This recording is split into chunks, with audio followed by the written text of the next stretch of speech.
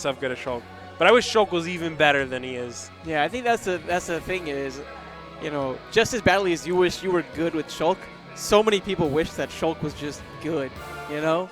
Like really, really good. And again, there are definitely some solid players with Shulk, but we haven't seen, you know, at that very top level, I guess Shulk get that, like, that coveted top 8 spot at a major. If you guys haven't heard, Zero's picking up Shulk as his main.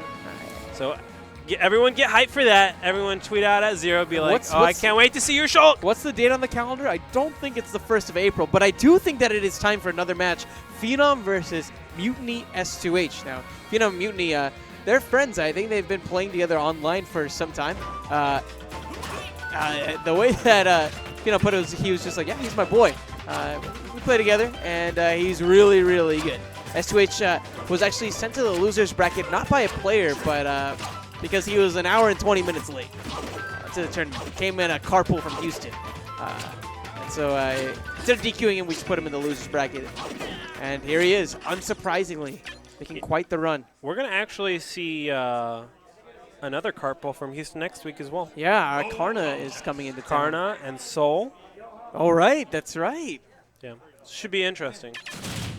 I'm excited for Soul, for sure. They're going to be housing it. Oh, you're not excited for Karna? I'm always excited for Karna. He's my boy. I'm just making sure. They're going to be housing at my place. Should be interesting. Yo, but can we get Korean barbecue this time? That's the real question. Let's make it happen. K-Beebs. Probably not. Probably not. Okay, so I actually, you know what? I'm really glad these two play. So you said that they probably play online all the time. Yeah. That was a beautiful start. Wow. That is a 37% combo. That was beautiful. S2H ranked 18 in SoCal, so he's basically top 5 literally anywhere else in the world.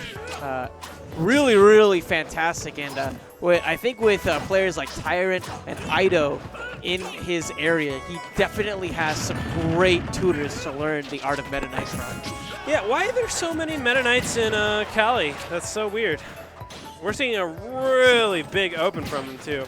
I was going to say is if these two play a lot online, it's going to be really cool to see them play offline. I don't know if they realize it, but this is the one that actually counts, not all those friendless. S2H is really making it count at this point. Packing on a great deal of damage in the opening seconds and then just following it up so nicely. Look for those F smashes in particular. S2H will probably throw them out a lot just because they can be really, really tough to punish. Yeah, the ending lag on Meta Knight's forward smash, I can't remember the exact frame, but it is some ridiculous unfound number. Like, you can just basically throw it out. So if you watch good Meta Knight players, they will sit in neutral and they will just forward smash. And it's not in this game.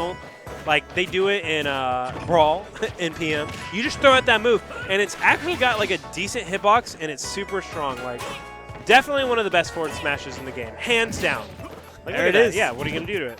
This giant sword, like, cutting your face. Well, while we've been talking about that giant sword cutting your face, Phenom has actually cut up this lead that S2H had. Did a great job, I think, of just keeping composure. Something that we've seen from a lot of folks tonight. Cut up this lead. Oh, I like that one.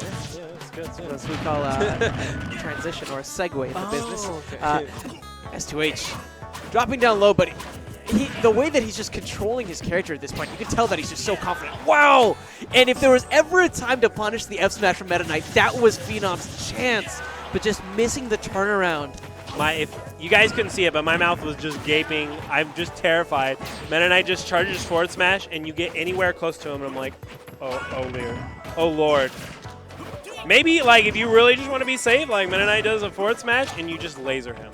Really fortunate that Meta Knight is such a fast faller, but wow, falling a bit too fast there. And what S2H a good mind game. Coming up a touch short. Huh. He survived the up airs, you know? Like, it's so weird because Meta Knight is like that interesting mix of, I think, being like on fast the lighter faller side and lighter, yeah.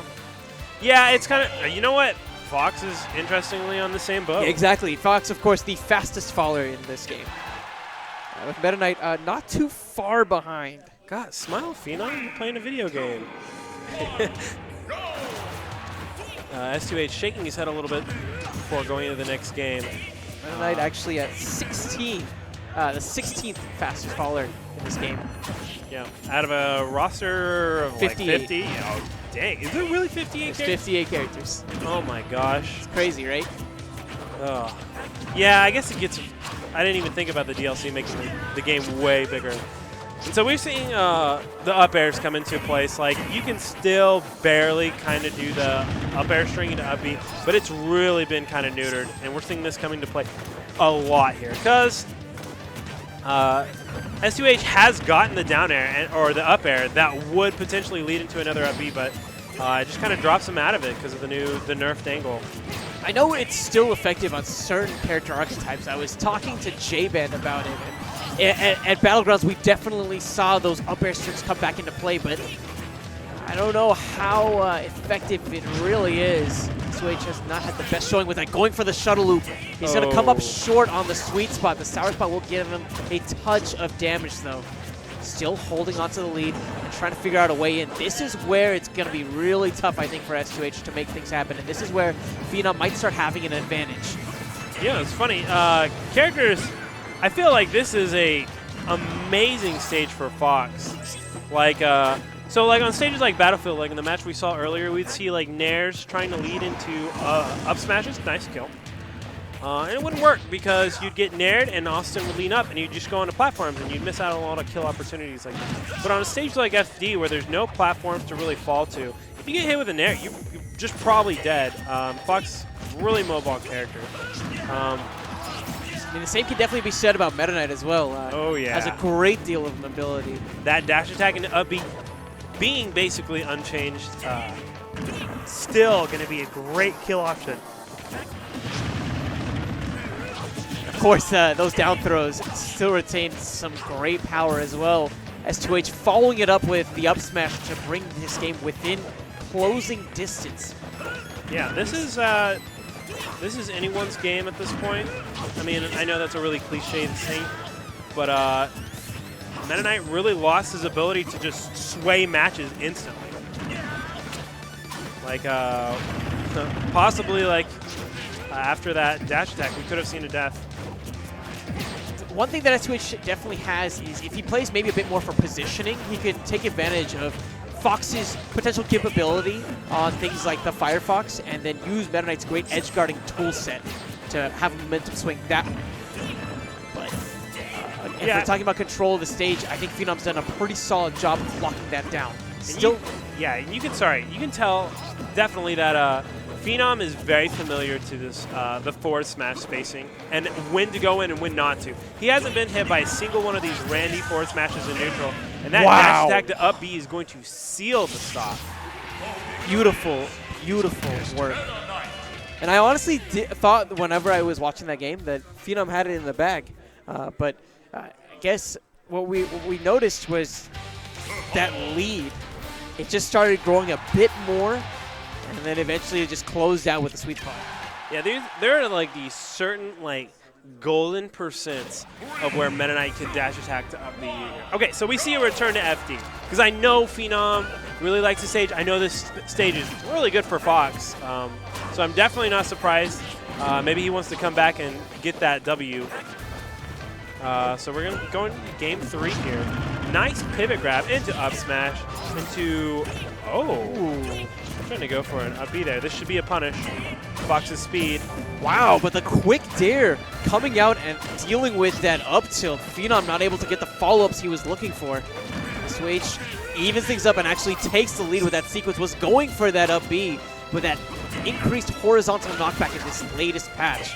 Made it so that Phenom was a touch too far for him to get that finishing blow. Yeah. And this is kind of a, oh my god, that's so scary. This is kind of a weird percent. I don't think dash attack to up B would actually do anything except put on a little bit of damage and stale up B. But I would say give it about 80% more and we'll see some, or not 80% more, until around 80% and a little bit more, we'll start seeing these dash attacks and the up B attempts. He's getting closer to that golden percent that you talked about, Dak, bro. About 14% off. Won't take much. A couple, maybe 2 aerials. That's one. 2? But the up smash comes that out. Read. That was a great roll punish. Jeez. God, these sports matches are so scary for Meta Knight. Those Now dash can be scary for Fox as well. Now we're seeing, yeah, we're a little bit of weight. Without that rage, that's going to be really hard to get that KO. He really needed that rage at the first stock, but still cleaning up this stock with dash attack to up B. Not taking any percentage. Again, the F smash. You can get at the ending lag on that is so minimal, and Phenom saw a potential opportunity to punish, but by the time the bear came out, the shield was already in place for S2H. Yeah. Another down tilt. Oh man, this is going to be some big damage, but the Nair takes him out of the combo momentarily. S2H is all over Phenom at this point. No place really to escape, but great DI there, actually just fading back, holding away to ensure that if S2H wanted to go for the up B, he would have to risk everything at that one moment. I'm just scared to death that he's gonna run into one of these Randy forward smashes. Like the way S2H is placing him is just really scary because you can't do anything to him. Like if I was Phenom, I would literally just run to the other side of the stage and shoot a single laser and be like, no, no, you don't get to do that. This is the percent. Yeah, yep, yeah. Very nearly through the end. That golden percent. Great shield though from Phenom. Knew about that dimensional cape, didn't want to fall for it. This is a great game 3. Phenom gonna have to be very careful of the dash attack to. Ooh! Neck and neck, and that was an opportunity for S2H. Whiffing with the edge guard, it might actually come back to cost him. Phenom had a jump, was able to jump past the up smash. Anyone's game, a whiffed up smash, a whiffed forward smash, another whiffed smash attack. We are seeing Mom Spaghetti, and that's going to be the up air to seal wow! the game. What an incredible series they hug it out. Again, definitely friends, played together online. The Phenom, at the end, able to hold composure and get the one hit that he needed. Oh man, I think one of the biggest moments in the game was Phenom's off stage trying to do an up B, and you know, S2H had the jumps. He has the disjointed aerials. That was his moment, and he just kind of dropped the ball there. Yeah. And with that, S2H actually eliminated from this tournament. A bit unfortunate again, the fact that he had to come in from losers, but that's just the way it goes. I'm glad we got to see him play. Originally, they were just gonna DQ him. Now S2H has we're gonna see some of him play. S2H now has to go around the venue and money match every single person in winner's bracket until he feels like he's actually lost. I'm sure it's just like, I don't know if I would have lost. You know, been in losers at that point.